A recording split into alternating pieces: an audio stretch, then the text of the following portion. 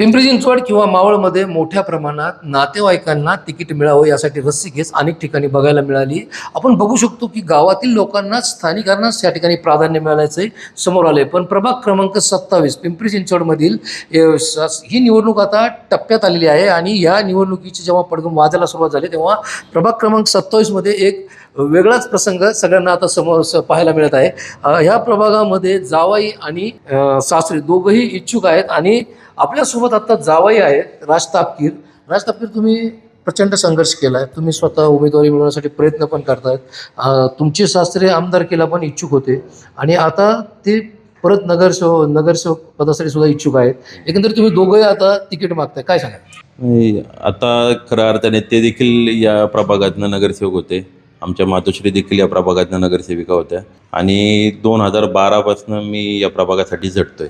2017 आदरणीय स्वर्गीय लक्ष्मण भाऊ जगताप यांनी मला सांगितलं होतं की राज, ह्यावेळेस तू लेडीज दे, पुढच्या इलेक्शनला तू नक्कीच उभा राहशील. आणि त्या परीने मी तयारी करत गेलो आणि आज अशी वेळ आहे की मी मागं सरकू शकत नाही आणि मला हे इलेक्शन कुठल्याही प्रकारे पार पाडायचं आहे. आणि जनता माझ्याबरोबर आहे, पॅनल माझ्याबरोबर आहे, भारतीय जनता पार्टीच्या राटणीचे सर्व कार्यकर्ते माझ्याबरोबर आहे. एकंदरीत मुख्यमंत्र्यांपर्यंत हा विषय गेलाय सासरा जावयांचा. मुख्यमंत्र्यांनी काय शब्द दिला?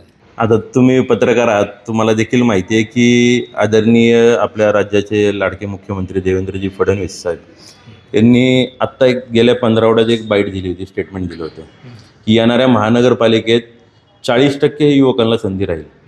महानगरपालिकेत 40% 35च्या आतल्या युवकांना संधी राहील, असं त्यांचं एक स्टेटमेंट होतं. ते स्टेटमेंट हेच आदरून होतं की आज जो युवक इथं नगरसेवक होईल, आज जो ग्रामपंचायत सदस्य होईल, आज जो या ठिकाणी सरपंच होईल, नगरसेवक होईल, महापौर होईल, जे काय होईल तो पुढची 20 वर्ष पार्टी चालवणार आहे. तर एक लॉंग टर्मचं विजन ठेवून साहेबांनी आज हे बघितलं. आज आमदारकी बघा, खासदारकी बघा, जे कोणी ते यूथ पुढे आणले त्यांनी. यंग आमदार आहेत आपले, यंग मुख्यमंत्री आहेत, यंग सगळीकडे यंगस्टरच तुम्हाला दिसतील की जेणेकरून 20 वर्ष भारतीय जनता पार्टी ही टिकून राहील आणि त्याचे कार्यकर्ते कामं करतील. एक असा प्रश्न आहे की हे सगळं होत असताना कार्यकर्ते असतील, नेते असतील, हे दोन्हीकडेही संपर्कात आहेत, दोघांनाही ते हवा भरण्याचं काम करतायत. यामध्ये घरगुती संघर्ष होणार नाही यासाठी काय करणार? नाही, पहिली गोष्ट तर मला असं वाटतं की पिंपरी चिंचवडचे असे कुठलेही नेते नाही आहेत जे दोन्हीकडे हवा भरतात. आहे सगळे नेते माझ्या पाठीशी खंबीरपणे उभे आहेत. हे संपूर्ण पिंपरी चिंचवडला पण माहिती आहे आणि भारतीय जनता पार्टीच्या प्रत्येक कार्यकर्त्याला माहिती आहे. आणि आपल्या भारतीय जनता पार्टीच्या कुणीही हवा भरत नाही. आणि राहिला प्रश्न बाकीचा, तर आता वेळ जवळ झालेली आहे, लवकरच कळेल तिकीट कोणाला जातं. तुमच्या पण संघर्ष होणार नाही याची काळजी कशी घेणार तू? कारण पुढचं आयुष्य सासरे समोर आता आव्हान निर्माण करतात, पण यात संघर्ष होऊ नये यासाठी काय प्रयत्न करणार तू? नाही, नक्कीच मला माझ्या सासऱ्यांवर देखील खात्री आहे आणि मला स्वतःवरती पण खात्री आहे आणि भारतीय जनता पार्टीच्या वरिष्ठांवर पण खात्री आहे की संघर्ष होणार नाही. सासऱ्यांमागं मी विधानसभेला सासरे आमचे इच्छुक होते, त्यावेळेस मी खंबीरपणे त्यांच्या मागं उभं राहिलो. ज्यावेळेस कोण नव्हतं त्यावेळेस राज तापकीर त्यांच्या मागं हा एक पाठीचा कणा म्हणून उभा राहिला होता.